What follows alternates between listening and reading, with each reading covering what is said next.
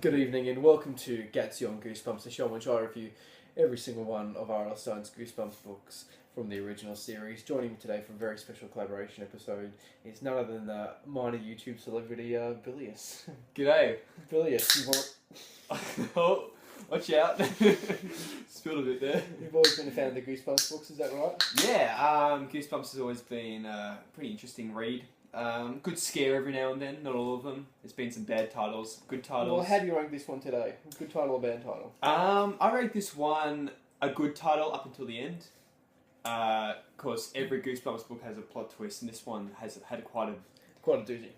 Quite a doozy indeed. Would you like to introduce what we're looking at today, Will? Yes, sir. We're looking at Welcome to Camp Nightmare.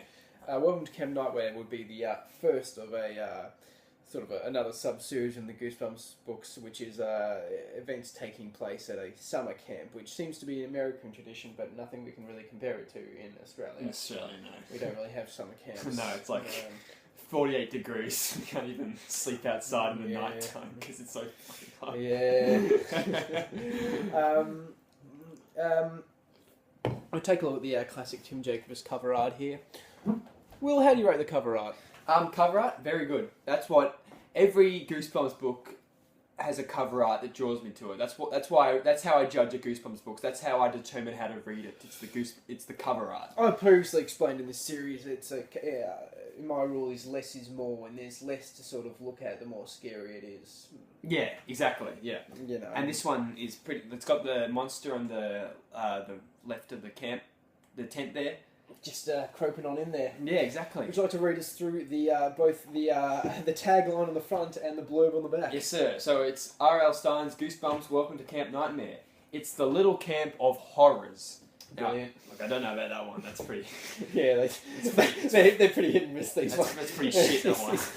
Alright, so those scary stories about camp are all coming true. Well, all of them. Oh, well, let's hope not. The food isn't great, the counters are a little strange, and the camp director, Uncle Al, seems sort of demented. Quite a harsh condemnation. But, okay, so Billy can handle all that, but then his fellow campers start to disappear. What's going on? Why won't his parents answer his letters? What's lurking out there after dark? Camp Nightmare is turning into Camp Nightmare. For real. And Billy might be next. Eddie? Could you come in here for just a second? Just to let you know, we are filming the latest review of Gattsy on Goosebumps, so please stop interrupting. You just called me. Well, I knew you were going to burst in and say something, so I just thought I'd get out of the way. Can I sit here? You're welcome to sit in the corner if you don't say anything. You haven't read the book. You just have an arm there like this. Then every now and then. Are we starting yet? No, we're going to keep going. How long does it go for? Well, actually, we're wasting... No, I'm just wondering. Like, 5 minutes, 10 minutes. Alright, so annoying here. Yeah, no. Typical him.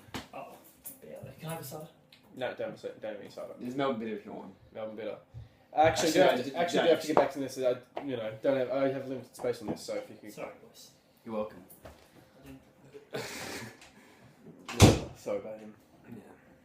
Yeah. Would you like to talk us through the plot of this particular... Plot, okay. Well... Quite straightforward. Plot's quite strange. Well, basically Billy, it goes on a summer camp to Camp Night Moon. And then, of course, nothing is as expected. Oh. He meets one of his friends. What's the friend's name? Mike is the one. Mike. Yeah, Mike. There's Mike and, like, Roy, I think it is. Oh, look, it's not Roy. There's Colin. There's Colin. Yeah, Colin. Which one's the cool kid with always the son? That's Colin. Yeah. So there's... Yeah, look, let's just say he has heaps of friends, right? And they all start disappearing. In various different ways. Exactly. For example, Mike gets bitten by a snake. By a snake, and then he just suddenly... He's just not there anymore. Disappears. Anymore. Colin and Roy get sunk in the lake. Actually, that's...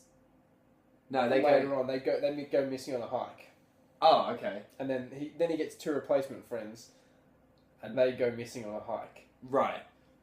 Essentially, okay, you're probably better explaining the plot than me. You go and say. Well, Billy goes to summer camp, and eventually his bunkmates start disappearing. Then he gets some new bunkmates, and they disappear as well. And what's really odd is that the bunk's counsellor, Larry, seems to be completely dismissive of this. He always sort of brushes it aside, doesn't he? And so does Uncle Al, the camp counsellor. Who seems sort of demented. Yeah, a little bit weird, if you ask me. Yeah, something weird's going on at camp. At Night Camp Moon. Night Moon. And Billy doesn't know, what they always tell him to write to their parents, and then at one moment, He finds out that the letters never actually got to his parents. there's rumours of a monster. A that monster, lurks- what's it called? Scar? Saber. Saber, that's it. That lurks in the forbidden bunk. And literally eviscerates people if they Yeah, come close. one child, he says his friend got completely torn to shreds. torn apart And by... he's completely traumatised by the whole thing. And this is in a children's book And where a kid gets completely killed. you don't see it, to be fair. But Larry is... Anyway, they're all really not very caring about the stuff that's happening to these kids, No, are they? I don't care. Can you lead us up to the climax of the story, Will? The climax. Yeah. Well, eventually, Bill on the way, Billy meets two people from the girls' camp. Billy's staying in the boys' camp, and he meets two girls from the girls' camp, and they are experiencing the same thing, turns out. People are disappearing in their camp as well. Mm-hmm. And eventually Billy plans to escape, but what happens is he finds out that he's going to be hunted, or something like that. So Hey. Uncle Al Uncle Al tells all the people in the boys' camp, he gives them rifles and says, That's right, rifles and tranquilizer darts. yeah, go hunting for the girls. Yeah. It's quite a... No, it's definitely a strange... Look, I can tolerate that. It's an interesting ending to it's an interesting climax to a story, but that's alright. But what really is the kicker is the final plot twist at the end. So Billy has a gun, and Uncle Al tells him to go hunt these girls who he These met girls. and are his friends, and what does he do? Right. And Billy refuses. Billy refuses to hunt these girls. What he does is he points the gun at Uncle Al, and he says he's not hunting them, and then Uncle Al's like, put that gun down, Billy. And Billy's like, nope. And then Uncle Al says, all right. And everyone starts laughing. And Billy's like, what's going on? And they're like, you passed, Billy. You passed the test. But what has he passed? But it turns out, here we go. I'll let you explain this. Well, it turns out the whole camp was a test for Billy to see if he's fit to go on an expedition to a far-off place called Earth. That's right. Billy never lived on Earth to begin with. No one did. The whole camp was a big test to see who could explore Earth. So the whole universe inside this book is they live on another planet and they're training to go on an expedition to planet Earth. Yeah, it's not a good twist, is it? It's a horrible twist. It's more exciting if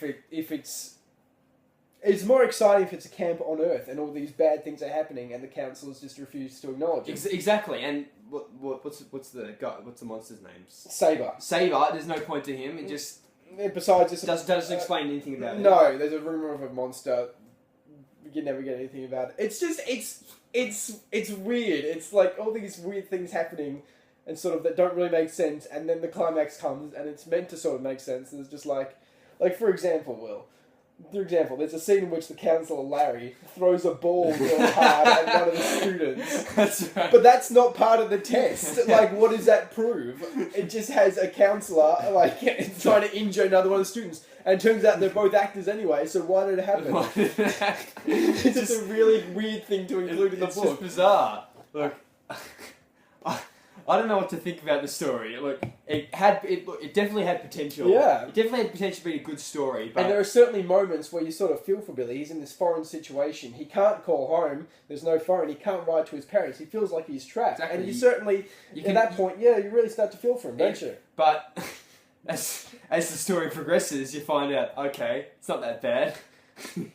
It's it's a lot of squandered potential. As I said, I think it'd be a lot more entertaining if this was happening on the camp on Earth, and the twist at the end, or the explanation at the end, was these people were just evil people or something. It was just literally just an evil summer camp, which it's sort of meant to be at the start. But hey, who are we to argue with old mate R.L. Stein, With the right? master. Overall, what are your thoughts on the book? Will, would you Okay, recommend? well look, how are we judging these books? I don't know how you do them in the normal... Would you recommend it? Would you rate Well, yeah. I reckon Welcome to Camp Nightmare is a classic Goosebumps episode. Book. It's number 9, so it's one of the top 10. We will say it was adapted very well into a TV episode. Yeah, Wasn't it? A very, very entertaining TV episode was very, very good. Bit Yeah. different to it, but Same twist at the end. Exactly. Yeah, I recommend it. I don't know about the plot twist. I find that a lot of the Goosebumps stories have very good plot twists, but this one was Definitely isn't one of them. certainly not. What did you think? Look, probably as far as Goosebumps books go, again, look, you said the right thing. This whole revelation at the end comes in about 2 pages. Yeah, So up to about those last 2 pages, it's a pretty entertaining book. good read. Good reading. Yeah, so I'd say probably just read it and then just skip the last 2 pages. Easy. What are you drinking there, Will? Drinking. MB. Melbourne Bitter. Melbourne Bitter. The only drink. The official drink of Gattsy and Goosebumps. Yeah. Yeah. Downing one for Gattsy. Oh, anyway, to Billy. To Gattsy. I was talking about Billy on the book. Ah, Billy, yeah. To Uncle Al. Do you think I was talking about you? But you meant Billy and then Billy is. Anyway, thank you so much for watching. As always, please stay tuned for the next installment of Gattsy and Goosebumps. And what is that, Alexander? That will be R.L. Stone's The Ghost Next Door. Ghost next door. I wonder what he's doing.